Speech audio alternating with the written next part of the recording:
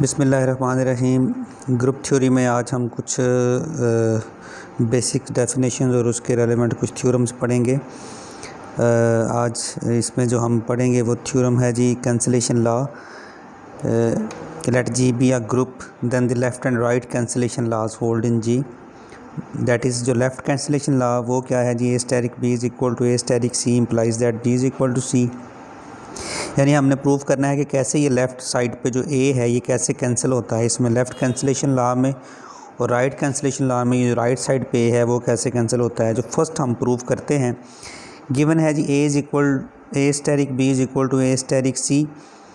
अब यहाँ से हमने ए को कैसे कैंसिल करना है, चूँकि ए जो है वो जी का एलिमेंट है और जी ग्रुप है। जी ग्रुप होने की वजह से अगर ए जी में मौजूद है तो उसका इन्वर्स भी जी में मौजूद होगा। अब हम क्या करते हैं, इस ए इन्वर्स से इस साइड से हम इसको स्टेरिक ऑपरेट कर देते हैं ए इन्वर्स के साथ दोनों साइड्स पे।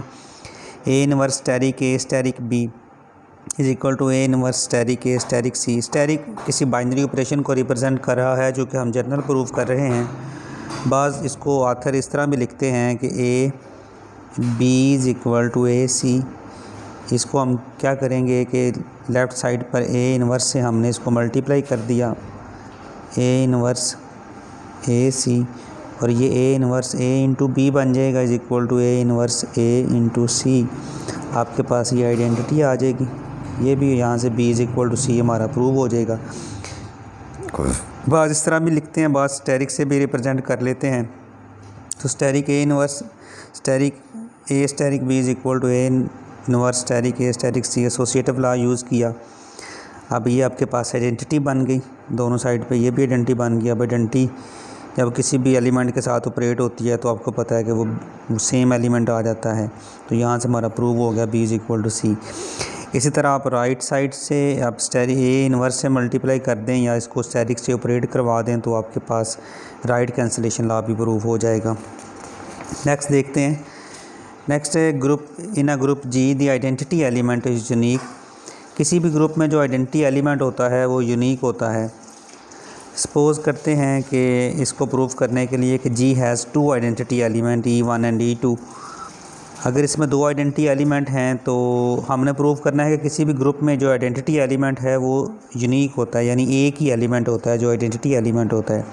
हम कंट्रेरी सपोज़ करते हैं इसको प्रूव करने के लिए कि हम ये फ़र्ज़ करते हैं कि एक एलिमेंट में दो आइडेंटिटी एलिमेंट होते हैं E1 और E2। अगर ऐसा है E1 और E2 कोई दो एलिमेंट्स आइडेंटिटी किसी ग्रुप में मौजूद हैं तो हम दोनों एलिमेंट के दरमियान स्टेरिक ऑपरेट करवाते हैं तो दोनों में से कोई एक आंसर आएगा E2। अगर E2 आंसर आ रहा है इसका मतलब है E1 आइडेंटिटी एलिमेंट है। इस तरह E2 स्टेरिक E1 करने से E1 अगर आंसर आता है तो इसका मतलब ये है कि E1 जो है वो आपके पास जो यहाँ पर E1 स्टेरिक E2 रखते हैं और आपके पास आंसर E1 आता है तो इसका मतलब है कि E2 जो है वो आइडेंटिटी एलिमेंट है। अब दोनों इक्वेशंस की लेफ़्ट साइड देखें वो दोनों सेम है। इसका मतलब हुआ कि हम ये E1 और E2 भी सेम है। इसका मतलब है कि वो जो दो आइडेंटिटी एलिमेंट आपने लिए हुए थे वो एक्चुअली एक ही हैं। तो आइडेंटिटी एलिमेंट जो है वो यूनिक है। इस तरह हम ये प्रूव कर सकते हैं कि किसी भी ग्रुप में जो इन्वर्स एलिमेंट होता है, हर एलिमेंट का जो इन्वर्स होता है वो भी यूनिक होता है। इसी तरह ही आप जर्नल एक उसमें एक एलिमेंट ले लेंगे ग्रुप का, तो प्रूव करना है कि इसका इन्वर्स यूनिक है तो इसके लिए भी आप सपोज़ कर लेंगे कि इसके दो इन्वर्स एलिमेंट हैं, एक को A1 कह लें दूसरे को A2 कह लें। वो कहें कि जी में ऐसे दो एलिमेंट हैं जो इसके इन्वर्स हैं। इसी तरह जिस तरह आपने आइडेंटिटी को प्रूव किया आप इसी तरह इसको भी प्रूव कर सकते हैं कि हर एलिमेंट का जो इन्वर्स होता है वो यूनिक होता है। इसके बाद ऑर्डर ऑफ अ ग्रुप क्या है, किसी भी ग्रुप में मौजूद एलिमेंट्स की तादाद को उसका हम ऑर्डर कहते हैं। तो let G be a group then the number of elements in G is called the order of G. अगर उसमें नंबर ऑफ़ एलिमेंट फाइनाइट हैं तो वो फाइनाइट ग्रुप होगा। और फॉर एग्ज़ाम्पल जिस तरह हम ले लेते हैं C4 ले लेते हैं, 1 प्लस माइनस मतलब 1 माइनस 1 आयोटा माइनस आयोटा ये, या फिर Z5 आप लिख लें, Z7 लिख लें, 0 1 2 3 4। और अगर आप इनफाइनाइट ग्रुप की बात करते हैं तो ये देखें set of real number, set of integers under addition, ये सारे इनफाइनाइट ग्रुप हैं और ये फाइनाइट ग्रुप हैं। बड़ी important cheese order of an element क्या होता है, किसी ग्रुप में मौजूद जो एलिमेंट्स हैं उनका ऑर्डर कैसे फाइंड करते हैं, तो उसके लिए कि अगर आपके पास जी कोई ग्रुप है और ए उसका एलिमेंट है, तो फिर हम इस ए के ऑर्डर को डिफ़ाइन कैसे करेंगे। Then the least positive integer n, ये कोई इंटीजर एन है, is called order of a if a power n is equal to e, यानी ए को एन टाइम मल्टीप्लाई करें तो आपके पास आइडेंटिटी आ जाए, या जो भी बाइनरी ऑपरेशन ऑपरेट करे आंसर आइडेंटिटी आ जाए। तो इसका मतलब है कि इसका जो ऑर्डर होगा, ऑर्डर ऑफ ए जो है वो आपके पास एन है। तो अगर ग्रुप अंडर अगर मल्टीप्लिकेशन है तो a power n is equal to e, n उसका ऑर्डर होगा लीस्ट पॉजिटिव इंटीजर। बाज़ औक़ात ऐसा भी होता है कि कोई और भी यहाँ पे आपको इंटीजर मिल जाता है जो इसकी पावर में रखने से आंसर आइडेंटिटी आ जाता है एन के अलावा भी। तो एन चूँकि लीस्ट पॉजिटिव है, वो छोटे से छोटा इंटीजर है जो ए की पावर एन करने से ई आया। अभी हम एक एग्जांपल करके इसको ज़्यादा एक्सप्लेन करते हैं।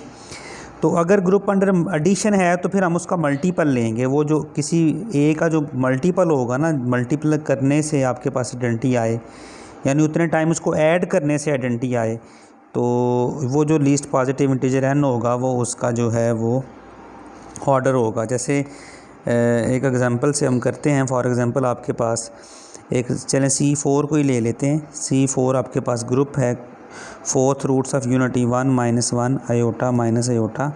हम इधर से आयोटा का जो है वो ऑर्डर देखते हैं।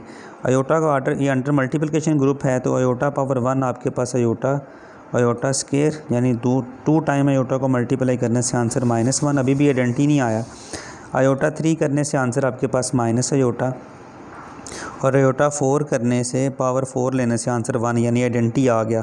इसका मतलब है कि ये जो लीस्ट पॉजिटिव इंटीजर होगा, ऑर्डर ऑफ आयोटा आपके पास जो है वो 4 हो जाएगा, लीस्ट पॉजिटिव इंटीजर।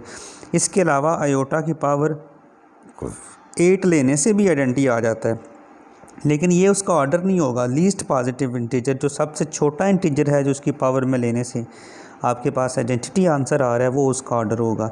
तो अगर ग्रुप अंडर एडिशन है, जैसे हम बात करते हैं Z6 की बात करते हैं, Z6 0 1 2 3 4 5 ये इसमें एलिमेंट हैं। तो अगर इसमें हम 3 के ऑर्डर को देखना चाहते हैं कि इसमें जो एलिमेंट 3 है इसका ऑर्डर क्या है, 3 को 1 से मल्टीप्लाई करें, या देखें ये मल्टीपल 3 आता है, 2 इसका मल्टीपल करें, यानी 2 टाइम उसको ऐड करें, ये इसका मतलब है। तो आंसर आपके पास 6 यानी 0 बन जाएगा। तो इसका मतलब है जो ऑर्डर ऑफ 3 है वो आपके पास 2 आ जाएगा, क्योंकि आइडेंटिटी आ गई ना, क्योंकि ये मॉडुलो 6 के अंडर जो है वो ग्रुप है। तो इसका मतलब है कि आपके पास जो 3 का ऑर्डर है वो 2 है। इसी तरह अगर आप 4 का ऑर्डर देखना चाहते हैं, तो 4 का ऑर्डर देखने के लिए आपने इसको 1 से मल्टीप्लाई किया, 1 टाइम 4 को ऐड किया तो 4 आया, 2 टाइम 4 को ऐड किया तो 8 यानी 2 बन गया, यानी 8 आया, उसको 6 पे डिवाइड करके रिमाइंडर लिखेंगे। 3 को 4 से ऐड किया तो 12 बना, यानी 0 बन गया। तो इसका मतलब है ऑर्डर ऑफ 4 आपके पास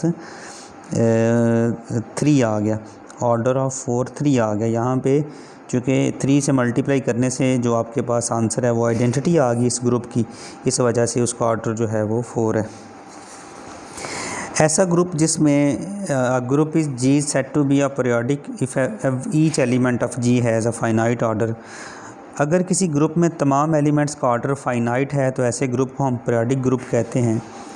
और अगर ऐसा ग्रुप जिसमें तमाम एलिमेंट्स का ऑर्डर इनफाइनाइट है एक्सेप्ट आइडेंटिटी के अलावा अगर तमाम एलिमेंट्स का ऑर्डर इनफाइनाइट हो तो ऐसे ग्रुप को हम टॉर्शन फ्री ग्रुप कहते हैं। ये इसकी एग्जांपल्स मैंने लिखी हुई हैं आपके सामने कि ये C4 जो है वो पीरियोडिक ग्रुप है, Z5 भी पीरियोडिक ग्रुप है, क्योंकि इसमें हर एलिमेंट का ऑर्डर फाइनाइट है, और इसमें जो कि हर एलिमेंट का ऑर्डर इनफाइनाइट है, इसलिए ये जो ग्रुप है वो टॉर्शन फ्री ग्रुप है।